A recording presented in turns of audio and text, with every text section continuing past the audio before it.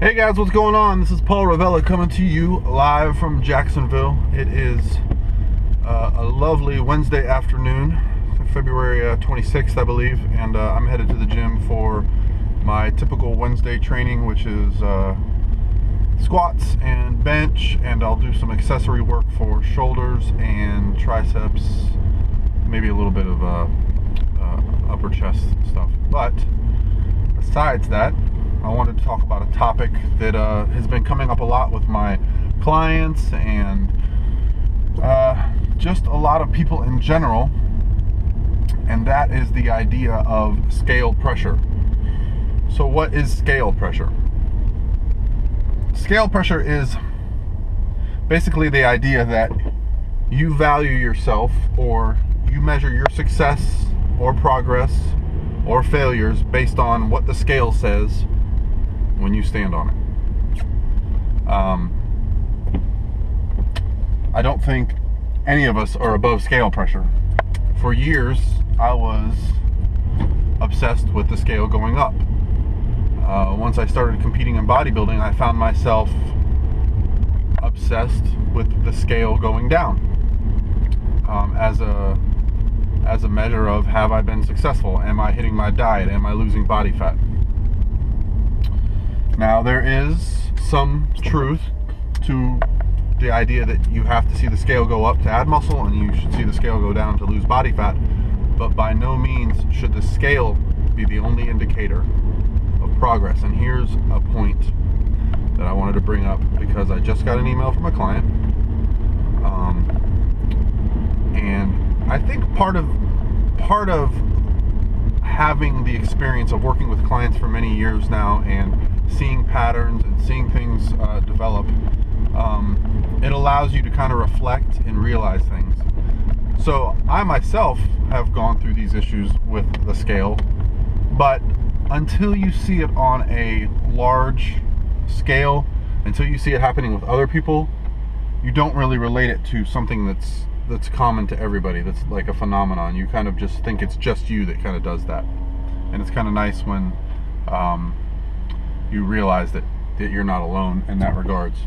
So my client emailed me and said, hey, our goal, this specific client, our goal is metabolic rehabilitation and muscle building. So basically improving her metabolism and adding some muscle and just getting her overall in a better position, so that we can, at some point lose some fat.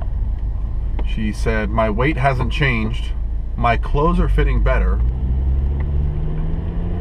and I don't feel good. What is wrong?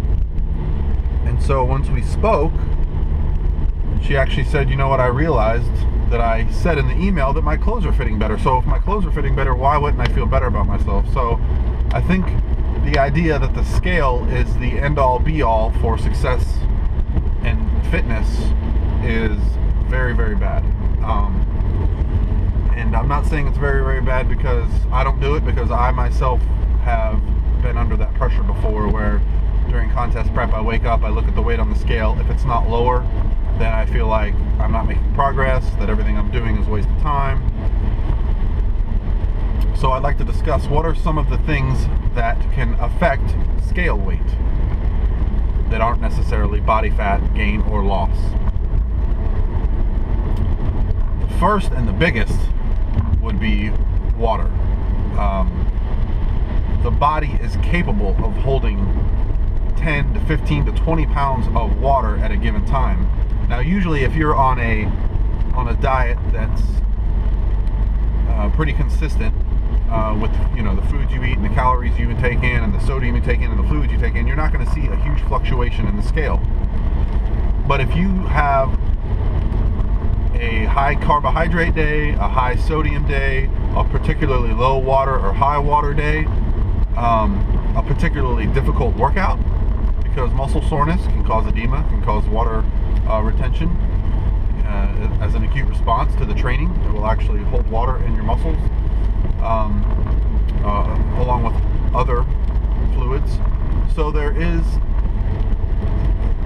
a different understanding that has to take place before you can completely associate the scale with success. The first and foremost would be performance.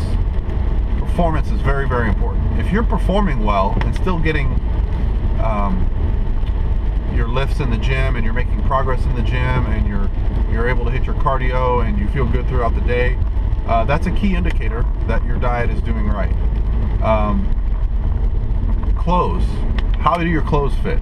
Most of us have a really good understanding for how our clothes that we wear every day fit, and you'll notice when you put something on, if it fits a little looser, if it fits a little tighter. So these things shouldn't be ignored. And I think a lot of the times, as is the case with this client, you find that the scale kind of supersedes everything else that's going on. You know, are you seeing more definition, more vascularity? You know, I've seen this a lot with my clients, especially those that are in contest prep, and that is a visual change will often precede the physical change of weight loss. So just because the scale is not changing, but you do find that you look in the mirror or you catch a glimpse of yourself and you see a new striation or you see some new detail that you didn't see, but you don't see the scale move down, doesn't mean that you didn't lose fat. The physical weight of your body, in many of those cases that I've seen, is about to change. So I just wanted to put this out there because I feel it's a pretty common thought process, you know, to go to the scale as the #1 guide on success or failure. And just because you're trying to build muscle and the scale's not going up doesn't mean you're not building muscle. And just because you're trying to lose fat and the scale doesn't move down, there's so many variables at play. So don't look at the day-to-day. Look at the big picture. Now, I'm not saying you shouldn't lose weight to lose body fat.